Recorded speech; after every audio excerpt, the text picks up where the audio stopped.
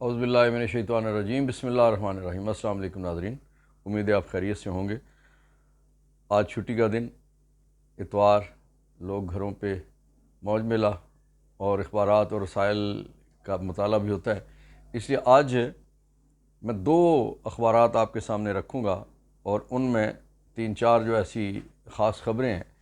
ایک آج کا اخبار ہے اور ایک گزشتہ کل کا ہفتے والے دن کا اخبار تھا۔ ہمیں بتایا یہ گیا تھا پچھلے سال کے شروع میں، جب رجیم چینج کے لیے کوشش ہو رہی تھی، تو اس وقت جو موجودہ حکومت کی قیادت ہے پی ڈی ایم اور ان کی اور جماعت جو ایک پی ڈی ایم سے باہر کی جماعت ہے، بعد میں نکل گئی تھی، اس وقت پی ڈی ایم میں تھی، بتایا گیا تھا کہ پاکستان کے حالات بہت خراب ہیں،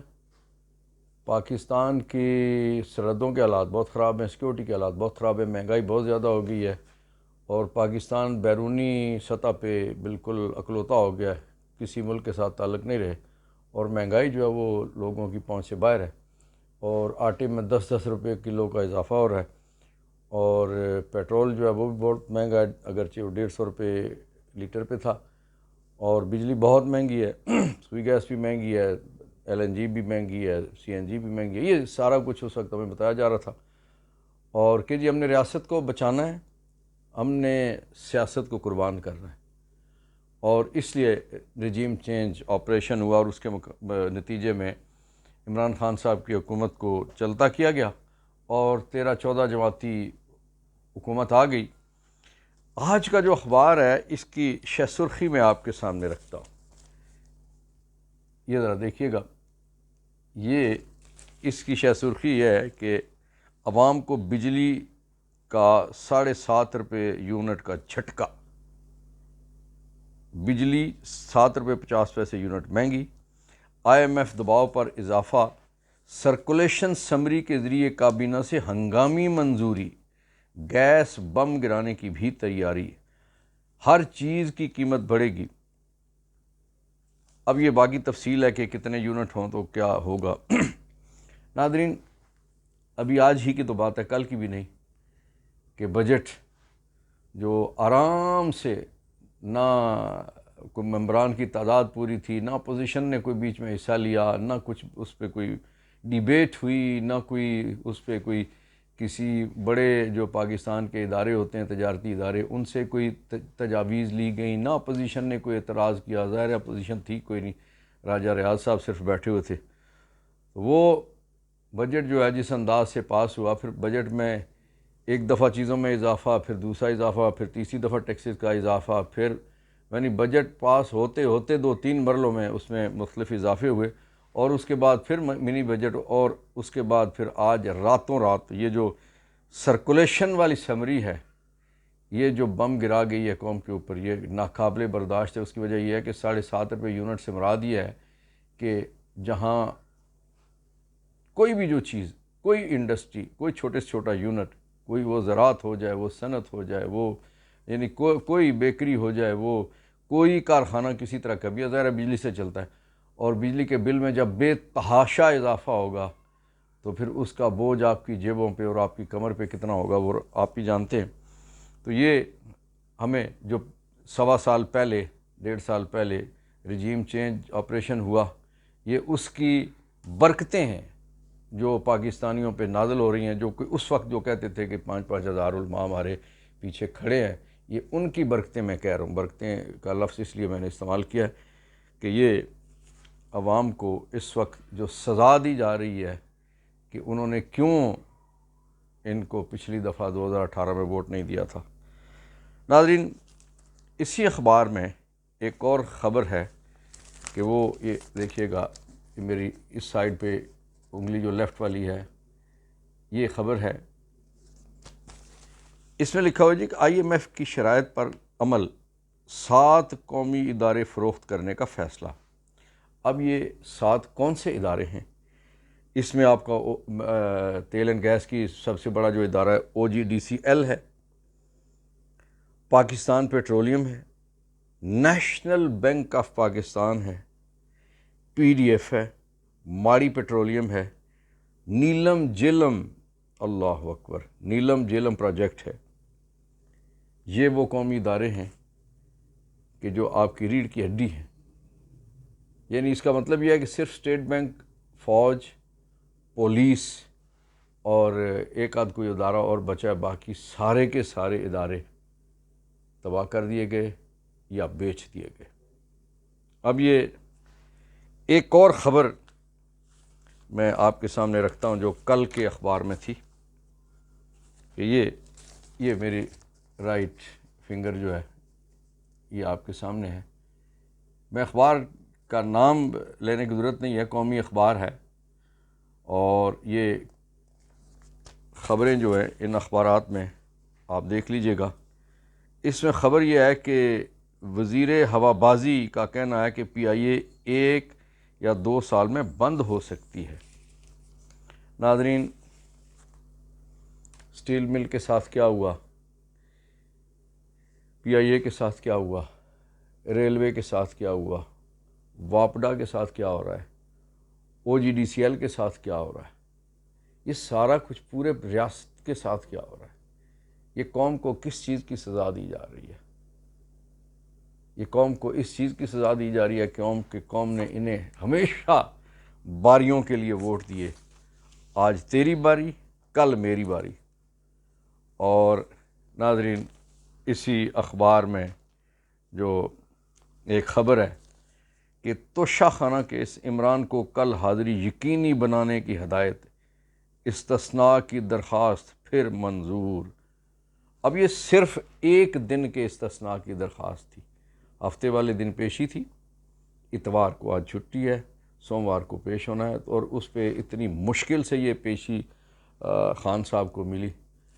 ناظرین، دلچسپ بات یہ ہے کہ اس وقت جو توشہ خانہ کا کیس ہے، پوری کوشش ہے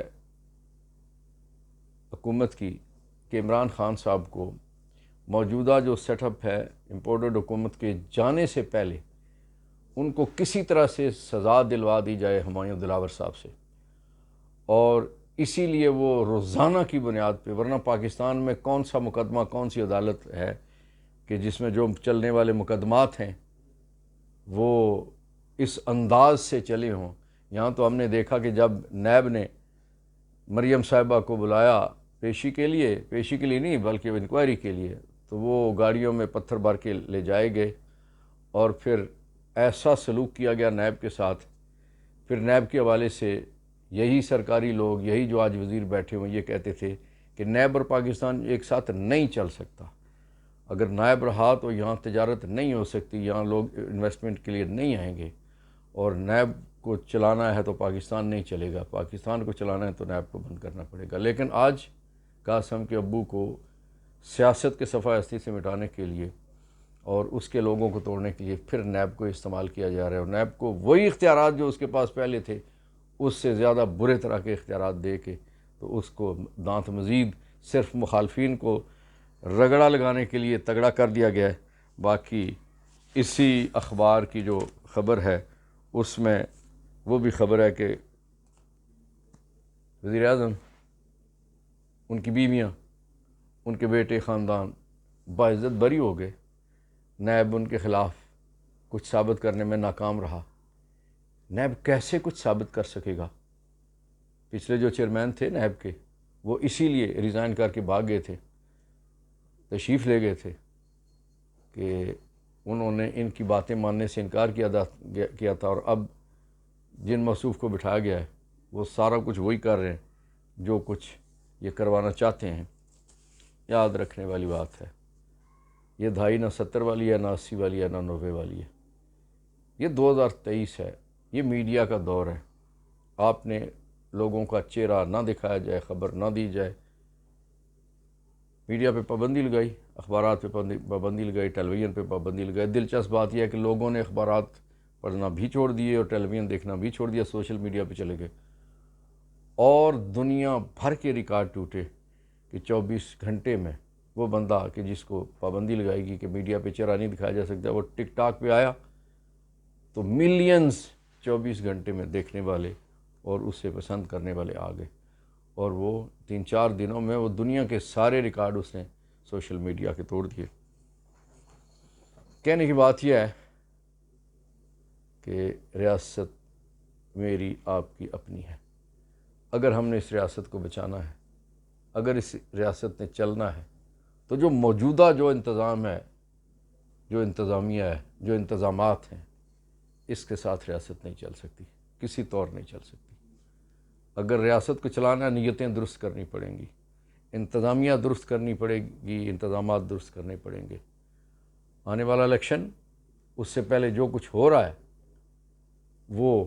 ایسا روایتی قسم کے حربے ہیں کہ اس الیکشن کو اگر اس میں بلے کا انتخابی نشان نہ ہوا تو یہ الیکشن کوئی نہیں مانے گا۔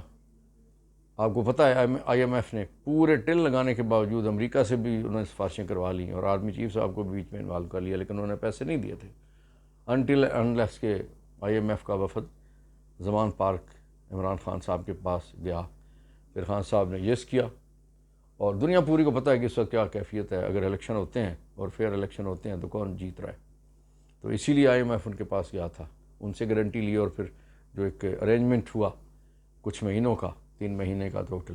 کہ ابھی آپ نے الیکشن تک جانا ہے اور الیکشن کے بعد پھر باقی جو چیزیں ہیں، اگلے پیسے جو ہیں پھر وہ اس طرح سے دیے جائیں گے۔ تو یہ اگر الیکشن آپ نے نہ کروایا وقت پہ، یا گڑبڑ والا الیکشن کروایا، تو یاد رکھیے پاکستان نے تو ماننا نہیں ہے، پاکستانیوں نے بھی نہیں ماننا، دنیا نہیں مانے گی، اور آپ دنیا کے ساتھ نہیں چل سکیں گے۔ یہ پرانا زمانہ نہیں رہا، وقت بدل چکا ہے۔ اپنی سوچ بدلیے، اپنے طریقہ کار بدلیے، وہ طریقے اپنائیے جس کی وجہ سے دنیا آج عظیم ہو گئی ہے۔ ہمارا پڑوسی ملک جسے ہم بہت دشنام ترازی کرتے رہتے ہیں، ظاہر ہے وہ ہمیں بھی کرتے ہیں، کہ وہ چاند پہ مریخ پہ قدم رکھنے کے لیے جا رہے ہیں، اور ہم سوچ رہے ہیں کہ ایک شخص کو سیاست سے کیسے نکالا جائے، اس کے لوگوں کو کیسے توڑا جائے، اس کی جماعت کو کیسے ختم کیا جائے۔ سوچ بدلنا ہوگی اگر ہم نے ریاست بدلنی ہے، اگر ہم نے اپنی بری حالت بدلنی ہے، اگر ہم نے اپنے بچوں کا مستقبل تبدیل کرنا ہے۔ نہیں کریں گے تو آج سے زیادہ برا حال ہو جائے گا۔ ہمارا آنے والا کل روشن تبھی ہو سکتا ہے ہم اپنے دماغ روشن کریں، دماغ کی بتی جلائیں، اور اس طرح سے جلائیں کہ جس طرح سے دنیا چل رہی ہے، دنیا میں جو ڈیموکریسی جس انداز سے الیکشن ہوتے ہیں، عدلیہ کی عزت کی جاتی ہے، اداروں کی عزت کی جاتی ہے، اداروں کو آزاد کام کرنے دیا جاتا ہے، اگر وہ ہم نے نہ کرنے دیا تو ہمارے لیے بہت مشکل وقت آنے والا ہے۔